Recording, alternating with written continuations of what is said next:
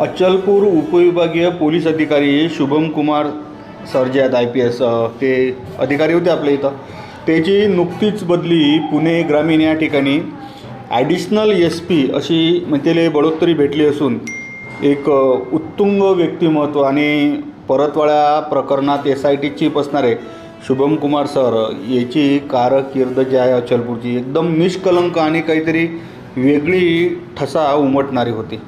जेव्हापासून सर परतवाडा शहरात आले तेव्हापासून प्रत्यक्ष मी स्वतः डोळ्यानं पाहिलं की IPS असणारा अधिकारी जे शुभम कुमार सर होते रातच्या टायमाले बी अचलपूर परतवाडा शहरात त्यानं स्वतः गस्त मारली. कोणत्याही प्रकरणात स्वतः जातीनं लक्ष देऊन त्या प्रकरणाच्या खोलावर जायसाठी सरचा कायम प्रयत्न आहे.